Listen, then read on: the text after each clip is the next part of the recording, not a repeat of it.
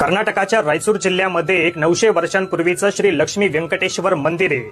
या मंदिराच्या गाभाऱ्यामध्ये असणाऱ्या भगवान विष्णूंच्या प्रतिमेवरती रोज सकाळी उकळणाऱ्या गरम पाण्याने अभिषेक घातला जातो।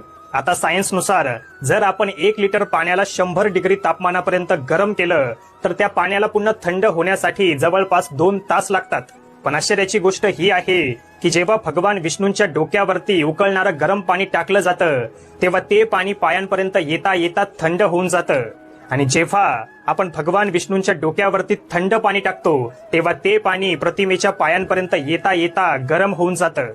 पण तिथेच आपण जर भगवान विष्णूंच्या बेंबीवरती किंवा पायांवरती डायरेक्ट पाणी टाकलं तर ते पाणी आहे त्या स्वरूपामध्ये वाहून जातं। भगवान विष्णूंच्या या प्रतिमेमध्ये अशी कोणती शक्ती आहे जी की 100 डिग्री तापमानापर्यंत उकळणाऱ्या पाण्याला एका मिनिटामध्ये थंड करते? याचं उत्तर ना सायन्सकडे ना आपल्याकडे। एक कर्तव्य समजून हा व्हिडिओ प्रत्येक हिंदूकडे पाठवा, शेअर करा आणि कॉमेंट सेक्शन मध्ये रामकृष्ण हरी नक्की लिहा। Download ShareChat.